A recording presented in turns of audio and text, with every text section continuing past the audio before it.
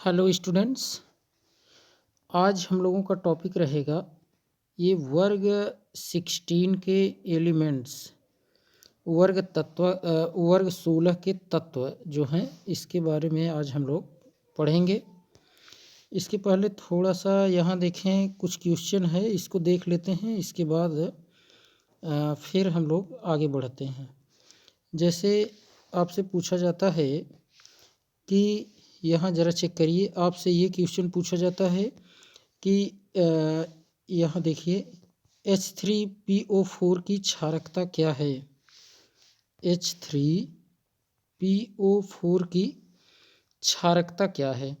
तो इसकी क्षारकता जैसे कभी पूछता है तो आप स्ट्रक्चर बना करके ही निकाल सकते हैं। जैसे P डबल बॉन्डेड O, एक ऑक्सीजन तो हो गया। अभी यहाँ देखें 3 और आपको जोड़ना है तो 1, ये 2 और ये रहा 3। फास्फोरस के बाहर 5 इलेक्ट्रॉन होते हैं तो 5 हो भी गए और 3 हाइड्रोजन है तो आप ऐसे ऐड कर दीजिए। तो देखिए, आप ये जानते रहिए कि जब कभी भी ऑक्सीजन से हाइड्रोजन जुड़ा रहेगा तो वही हाइड्रोजन निकल सकता है। इसलिए यहाँ से भी H+ निकल सकता है और यहाँ से भी निकल सकता है H+ और यहाँ से भी H+ निकल सकता है। इसलिए आप बताएंगे कि इसकी जो क्षारकता होगी वो कितनी होगी। 3 होगी। कितनी होगी? 3 होगी। 3H+ निकलेगा, इसलिए इसकी क्षारकता कितनी हो जाएगी? 3। और एक क्वेश्चन इसमें और आपको देखने को मिल रहा होगा, क्या होता है जब H3PO3 को गर्म करते हैं।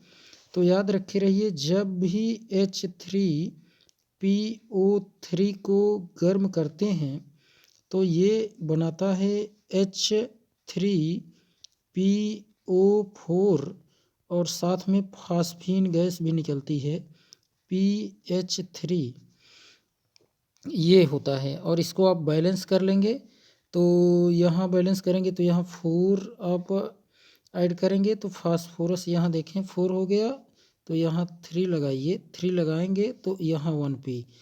ऑक्सीजन चेक करिए 4 है, यहाँ 4 में 3 का गुणा कराइए तो 4 में 3 गुणा करा दिए तो 12। यहाँ भी 4 में 3 गुणा कराएं तो 12 और 4 तिहाई 12 हाइड्रोजन, तो 3 में 3 गुणा कराए 9 और 3 9 3 12 और फास्फोरस भी। और इसको आप यहाँ प्रूफ के तौर पर देख सकते हैं। यहाँ देखें, प्रूफ के तौर पर आपको दिखा रहे हैं, यहाँ से समझिए। देखिए यहाँ दिया गया है ये कि H3PO3 को जब गर्म करते हैं तो H3PO4 और फास्फीन गैस बनती है। ये आप इस रिएक्शन से इसको वेरीफाई कर सकते हैं। आप देख सकते हैं H3PO3 को गर्म करते हैं तो H3PO4 बनता है और साथ में फास्फीन गैस बनती है। तो याद रखे रहिए, इस तरीके से ये क्वेश्चन आप कर लेंगे। अब हम लोग अपने टॉपिक पर आ जाते हैं और हम लोगों का आज का टॉपिक है वर्ग 16 यानी वर्ग 16, वर्ग 16 के तत्व। और वर्ग 16 में कौन कौन से तत्व आएंगे? तो देखें, वर्ग 16 में ऑक्सीजन परिवार आएगा, यानी आप कह सकते हैं OSSETPO,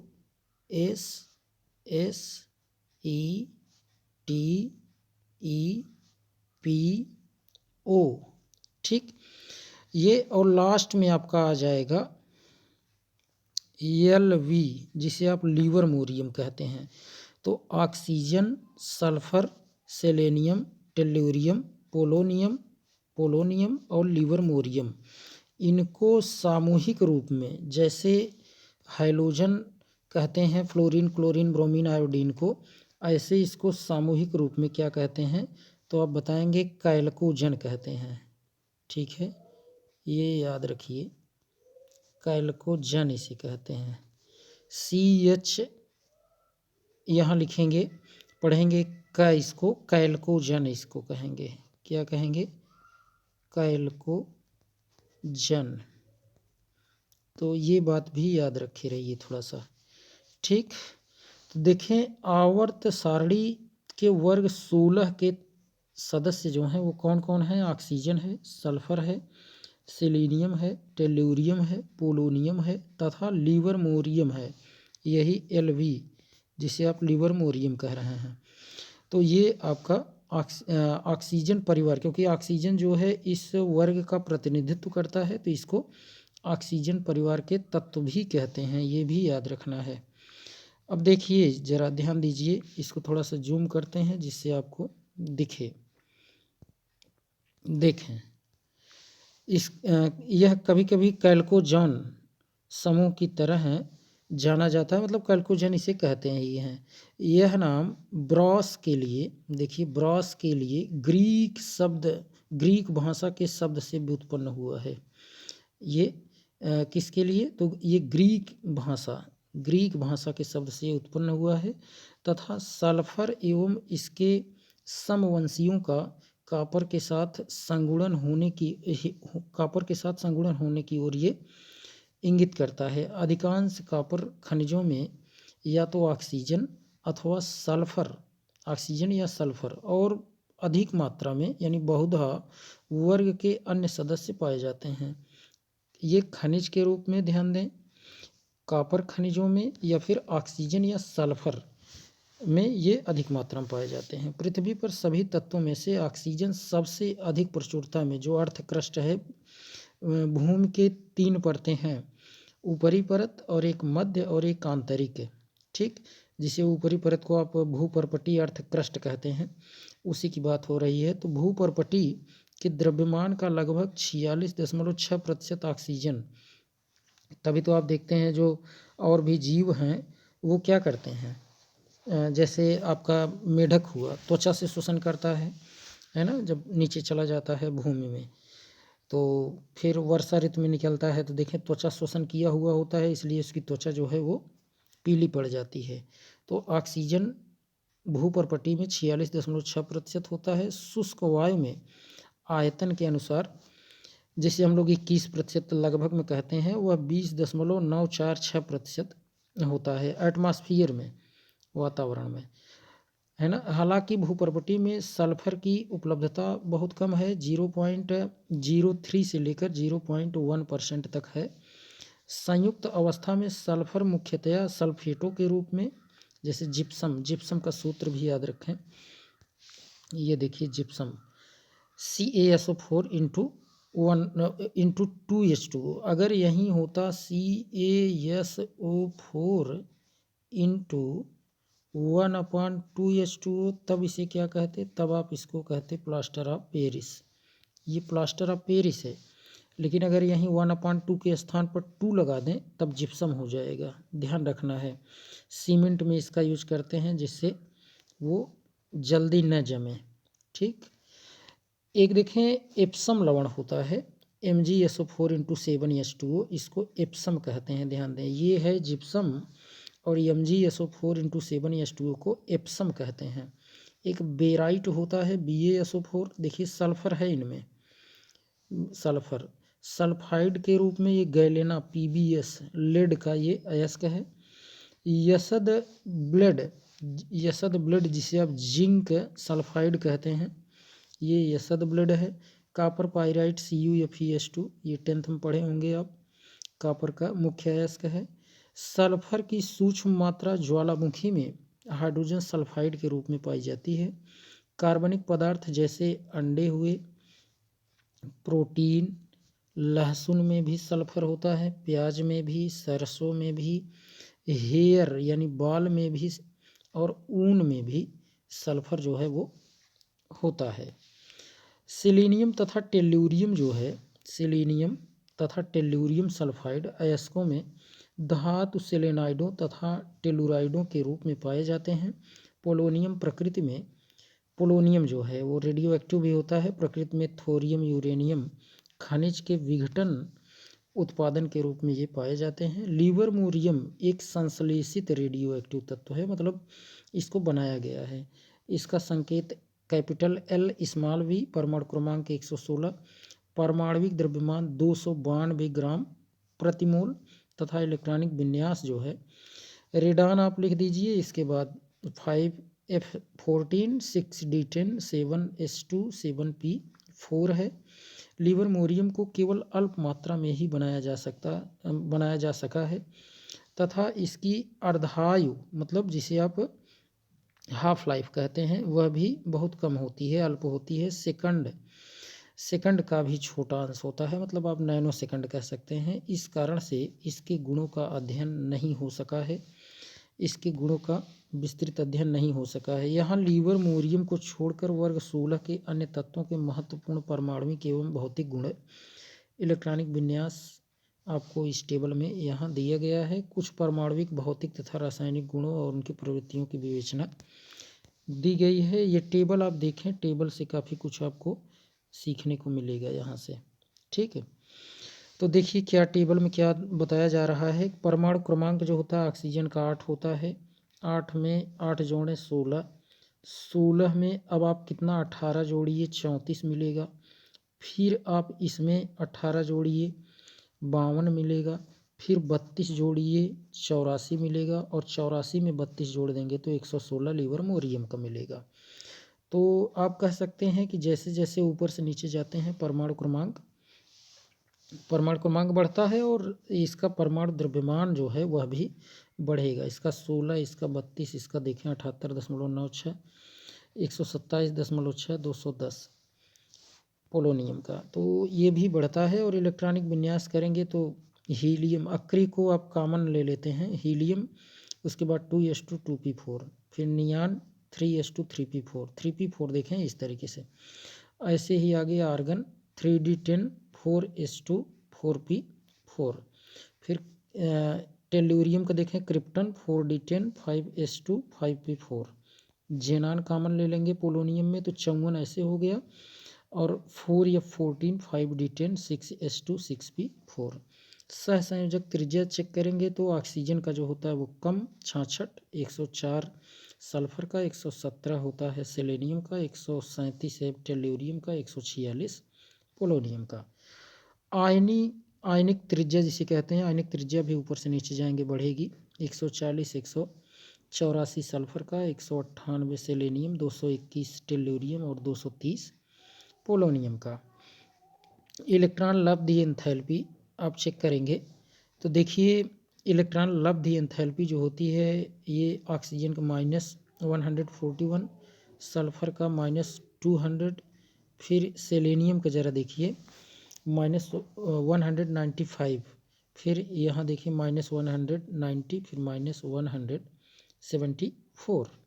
तो ये कुछ इसमें देखें चेंजिंग देखने को मिल रही है। आयनन इंथैल्पी तो आप चेक करेंगे तो आपको ऊपर से नीचे आएंगे तो वो घटेगी। देखें 1314, फिर 1941, 869, फिर 813। विद्युत ऋणात्मकता सबसे ज़्यादा विद्युत ऋणी इसमें वर्ग 16 में देखेंगे तो ऑक्सीजन है। सबसे ज़्यादा विद्युत ऋणी अगर आपसे पूछा जाए तो पूरे आवर्त सारणी में तो फ्लोरीन है ना। फ्लोरीन, फोन याद होगा आपको, फ्लोरीन सबसे ज़्यादा है, उसके बाद ऑक्सीजन, फिर नाइट्रोजन। फ्लोरीन का 4.0 होता है, इसका ऑक्सीजन का 3.5, और इसका देखें सेलेनियम का 2.58, सल्फर का और सेलेनियम का 2.55 और टेल्यूरियम का 2.01 और पोलोनियम का देखें 1.76 कम है। ऊपर से नीचे जाएंगे विद्युत ऋणात्मकता घटती है। तो ये बात है। और आप चेक करेंगे तो यहाँ देखने को मिलेगा डेंसिटी ये किसका है तो आपसे पूछा जाए तो ऑक्सीजन, ये सल्फर, ये सेलेनियम, ये टेल्यूरियम का है और ये पोलोनियम का। ठीक, ये किसका है तो पोलोनियम का। तो सल्फर का देखिए डेंसिटी जो है ये यहाँ दी गई है 1.32, फिर 2.06, फिर 4.19, 6.25। पोलोनियम रेडियो एक्टिव है तो यहाँ लिखा नहीं गया। गलनांक ज़रा देखें, ऑक्सीजन का 55 है, फिर 393, 490, 725, फिर 520। देखिए लास्ट में कम भी हो गया है, पोलोनियम रेडियो एक्टिव है इसलिए। देखें क्वथनांक ऑक्सीजन का 90 है, क्वथनांक जिसे आप बॉइलिंग पॉइंट कहते हैं। और सल्फ़र का ज़रा चेक करिए, 718 है, फिर 958, फिर 1260, 1235। तो देखें लास्ट में कम भी हो जाता है। ठीक इस तरीके से इसमें देखने को मिलता है। ऑक्सीकरण अवस्था चेंज अवस्था में देखने को मिलती है। जैसे ऑक्सीकरण अवस्था देखें, ऑक्सीजन का -2, -1 और +1 +2 भी होती है। सल्फ़र की -2 से लेकर 6 तक, सेलेनियम की -2 से 6 तक, टेल्यूरियम की -2 से 6 तक, पोलोनियम की केवल 2 और 4 देखने को मिलती है। तो इस तरीके से आप जानते रहिए थोड़ा सा कि इसमें क्या कैसे होता है। ठीक, हाँ तो देखिए अब इसमें हम लोग देखेंगे इलेक्ट्रॉनिक विन्यास। इलेक्ट्रॉनिक विन्यास जो है वैसे तो अभी जस्ट देखे थे वहाँ टेबल में आप। यहाँ देखिए वर्ग 16 यानी वर्ग 16 के तत्वों के बाह्य कोषों में 6 इलेक्ट्रॉन होते हैं तथा सामान्य इलेक्ट्रॉनिक विन्यास NS2 NP4, ये NN यही चेंज होता है। और आप देखेंगे परमाणु तथा आयनिक त्रिज्या ऊपर से नीचे जाएंगे तो वो बढ़ती है। देखिए यहाँ ऊपर से नीचे की ओर बढ़ती है। और आप ये कहेंगे तथा परमाणु त्रिज्या का मान जो है वो भी बढ़ता है ऊपर से नीचे। ऑक्सीजन परमाणु का आकार अपवाद स्वरूप छोटा होता है, बहुत ज़्यादा छोटा होता है। आयनन इंथैल्पी चेक करेंगे तो वर्ग में ऊपर से नीचे की ओर बढ़ने पर आयनन इंथैल्पी जो है वो घटती है। इसका कारण आकार में वृद्धि है ना, जो है आकार जब बढ़ेगा, आप खुद सोचिए आकार बढ़ेगा ऊपर से नीचे आएंगे तो यहाँ से इलेक्ट्रॉन निकालना आसान है, क्योंकि यहाँ नाभिक से बाह्यतम कोष में उपस्थित इलेक्ट्रॉन के बीच की दूरी बढ़ जाती है तो अट्रैक्शन घट जाता है, इसलिए यहाँ से आसानी से निकल जाएगा। ये बातें थोड़ा सा क्लियर किए रहिए आप। देखिए और इस वर्ग के तत्वों की आयनन एंथैल्पी का मान वर्ग 15 के संगत आवर्तों के तत्वों से निम्न होगा, मतलब कम होगा। इसका कारण ये है कि वर्ग 15 के तत्वों में अतिरिक्त अस्थाई प्राप्त अर्धपूरित यानी अर्धभारित इलेक्ट्रॉन आप कह सकते हैं, वो विन्यास पी कक्षक में देखिए बताया भी गया है। अगर जैसे पी कक्षक है, अगर इसमें आधा भरा हुआ है, आधा भरा है तो वो ज़्यादा स्टेबल होता है, या तो पूर्ण पूरित हो, है ना, या तो पूर्ण पूरित हो, जैसे इस तरीके से हो तो वो ज़्यादा स्टेबल होगा। जैसे एक एक अकॉर्डिंग टू होम रूल रहे और फिर पेयर्ड रहे तो ये ज़्यादा स्टेबल फॉर्म होगा। यानी आप कह सकते हैं कि P6 जो है ज़्यादा स्टेबल होगा P3 से। ठीक, और आगे देखें इलेक्ट्रॉन लब्धि। इलेक्ट्रॉन लब्धि जिसे आप कहते हैं यहाँ, ये तो किसी भी जैसे अभी वर्ग 16 में ही देखें तो ऑक्सीजन परमाणु की जो सुसंबंध प्रकृति के कारण इसकी इलेक्ट्रॉन लब्धि इंथैल्पी सल्फर की अपेक्षा कम ऋणात्मक होती है। सल्फर की अपेक्षा कम इलेक्ट्रॉन लब्धि होती है तथा सल्फर से पोलोनियम तक पुनः इसके मान कम ऋणात्मक होते जाते हैं। मतलब जैसे आप देखेंगे ना OSSETEPO,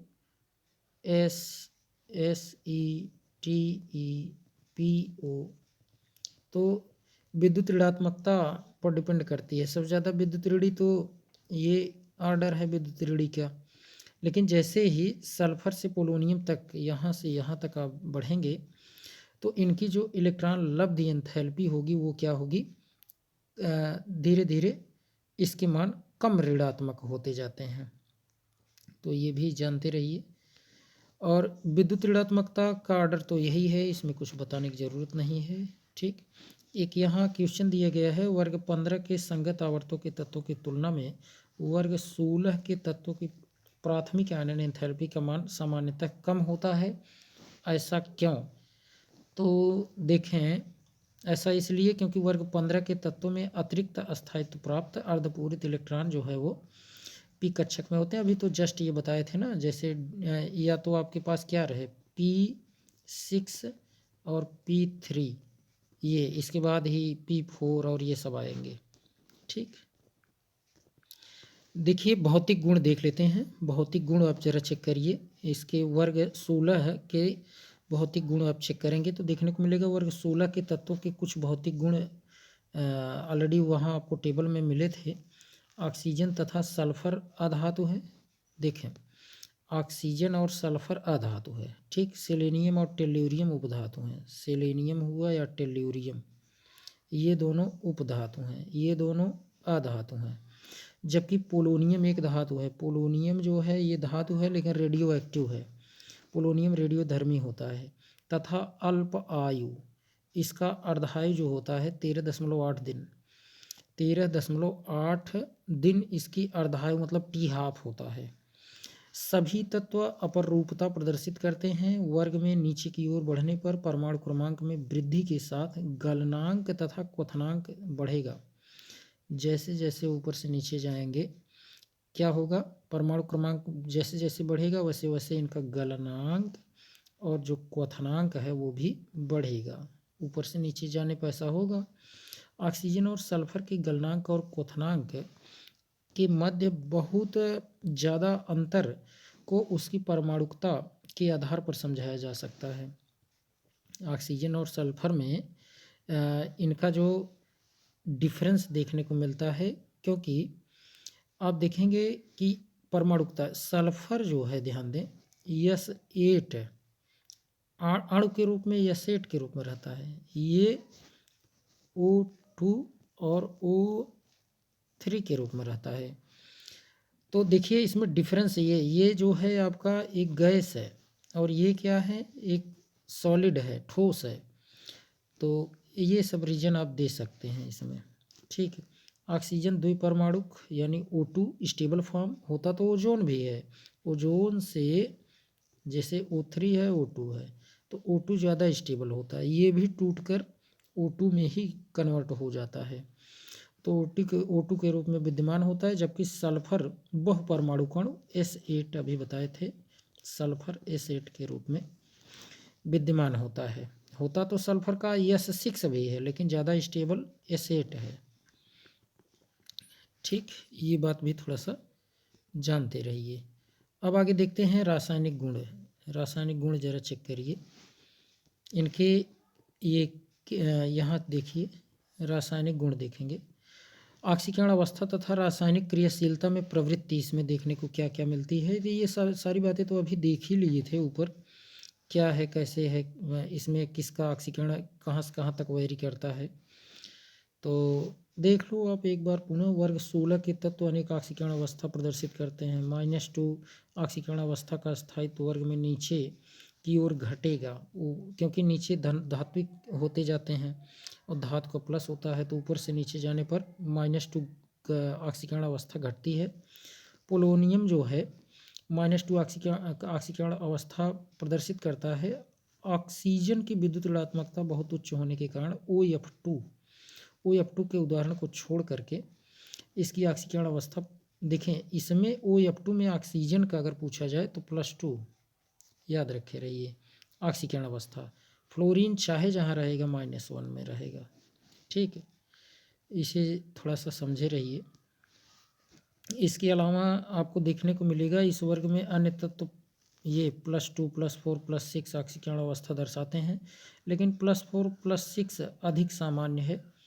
सल्फर, सेलेनियम और टेल्यूरियम सामान्यतः ऑक्सीजन के साथ यौगिक में +4 सल्फर और सेलेनियम ये ऑक्सीकरण अवस्था प्रदर्शित करते हैं और +6 भी दर्शाते हैं। जैसे सल्फर का भी आप इसी में चेक कर सकते हैं H2SO4 में। तो सल्फर का जो है ये 4 दूनी 8 से 2 निकालें तो +6 दर्शाता है इसमें। ये भी थोड़ा सा जानकारी रखे रहिए। और +4 भी आपको देखने को मिलेगा, जैसे अभी आप देखें H2SO3 तो 3 दूनी 6, ये सल्फ्यूरस एसिड है। 3 दूनी 6 से 2 निकालें +3 भी देखने को मिला। देखें +3 भी देखने को मिलता है। 3 दूनी 6, 6 से 2 निकालिए, देखिए +3 नहीं सॉरी +4 आएगा।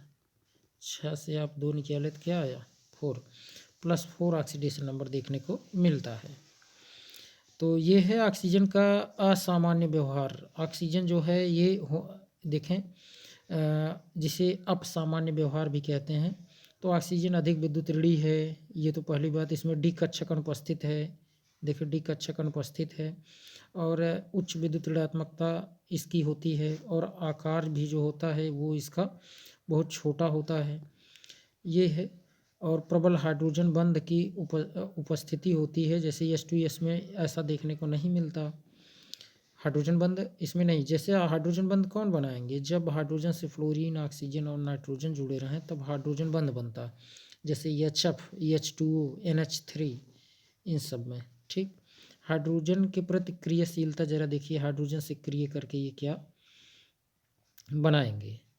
तो अब हाइड्रोजन के साथ क्रिया करके तो आपको पता ही है क्या बनाएगा। जैसे ऑक्सीजन हाइड्रोजन से क्रिया करवा दें तो H2O बनाएगा, सल्फर की हाइड्रोजन से क्रिया करवा दें तो H2S बनाएगा, सेलेनियम की हाइड्रोजन से क्रिया करवा दें तो H2SE बनाएगा, ठीक। इसी तरीके से नीचे के तत्व भी। तो ये आपका वाटर हो गया, इसमें हाइड्रोजन बंध पाया जाएगा। H2S में हाइड्रोजन बंध नहीं पाया जाएगा, लेकिन ये आपका हाइड्रोजन सल्फाइड है, ठीक। ये आपका लिक्विड है। लिक्विड क्यों है कभी पूछता है तो आप बताएंगे हाइड्रोजन बंध के कारण है, ठीक। ये H2S क्या है, एक प्रकार की गैस है। और देखें ये गैसें, ये सब के सब जो हैं हाइड्रोजन से क्रिया करके उसके सल्फर हाइड्रोजन से क्रिया करके देखिए उसका हाइड्राइड बनाया। तो इस तरीके से आपके ये कंपाउंड देखने को मिलते हैं। यहाँ आपको देखने को मिल रहा होगा एक टेबल, इस टेबल के माध्यम से सारी बातें समझ सकते हैं। देखें ऑक्सीजन हाइड्रोजन से क्रिया कर जल बनाएगा, सल्फर हाइड्रोजन सल्फाइड बनाया, हाइड्रोजन सेलेनाइड, हाइड्रोजन टेलुराइड ये बनाए, ठीक। अब इसमें आप ज़रा चेक करिए, देखिए गलनांक क्या होगा। गलनांक आप वाटर का देखेंगे तो 273, ठीक। 273 आपको देखने को मिले, केल्विन में है, ध्यान दें। गलनांक 0 डिग्री सेल्सियस पर गलेगा। और अगर आप वाटर का क्वथनांक देखेंगे तो 373 मतलब 100 डिग्री सेल्सियस, 273 घटाइए 373 दिया है ना केल्विन, मतलब 100 डिग्री सेल्सियस पर बॉयल करेगा। और इनकी डिस्टेंस आप चेक करेंगे हाइड्रोजन और ऑक्सीजन के बीच की तो 96 पिकोमीटर, एंगल 104 बनता है, 2 लोन पेयर होते हैं।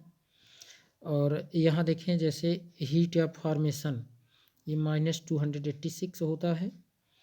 और साथ में जैसे वियोजन अगर आप तोड़ते हैं 463 है, किलो जूल पर मोल एनर्जी देना पड़ेगा। और वियोजन स्थिरांक 1.8 गुणे 10 की घात -16। ऐसे आप यहाँ भी देख सकते हैं, इनके भी देख सकते हैं, इनके भी, ठीक। आप इसको टेबल को अच्छे से देख सकते हैं वीडियो को पॉज करके। और यहाँ सारी बातें वही दी गई हैं, बता दिए अभी हम। ऑक्सीजन के साथ अगर क्रिया करवाएंगे, ऑक्सीजन के साथ तो ऑक्सीजन से क्रिया करके O2 बनाएगा। और ऑक्सीजन अगर है और ये भी अगर आप ऑक्सीजन से क्रिया करवा देते हैं, है ना, तो देखें ओजोन भी बन जाता है। अब लेकिन इसमें दाब और ये सब कुछ दाब हुआ, ताप हुआ, वो सब मेंटेन रखना पड़ता है।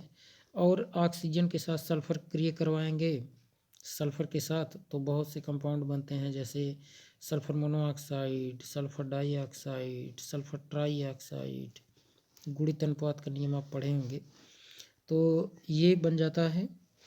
अब इसमें जैसे कभी पूछे कि इस कौन ज़्यादा एसिडिक होगा, तो ऑक्सीडेशन नंबर के अकॉर्डिंग चेक करना होता है।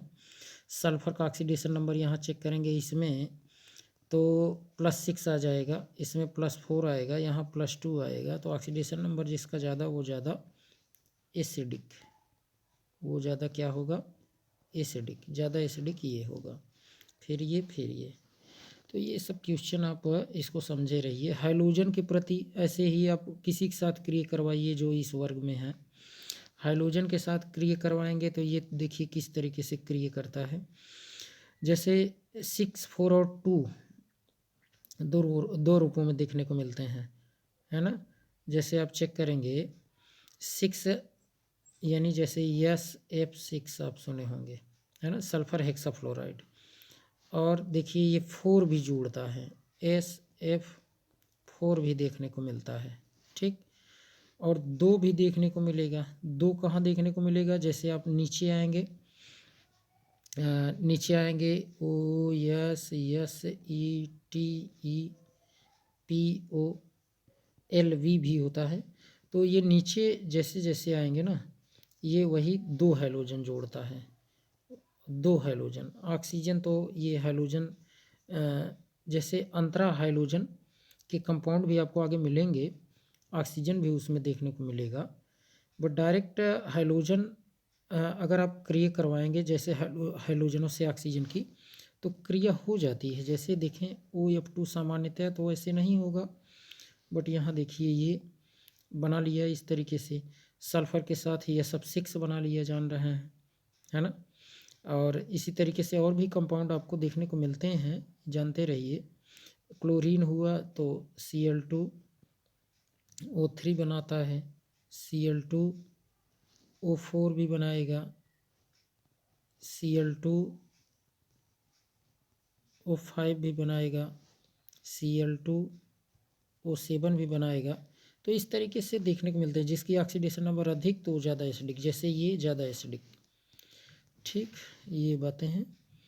और यहाँ देखें एक क्वेश्चन आपको देखने को मिल रहा होगा, इसको ज़रा समझें, देखें। H2S H2TE की अपेक्षा कम अम्लीय है, क्यों क्यों क्यों? देखिए वर्ग में नीचे की ओर जैसे जैसे बढ़ेंगे तो जो आपका ई मतलब वही वर्ग है 16 के तत्व, और ये हाइड्रोजन, इनकी वियोजन एंथैल्पी में कमी आने के कारण वो अम्लीय गुणों में वृद्धि होती है, आकार भी बढ़ता है, आप उसे भी कह सकते हैं।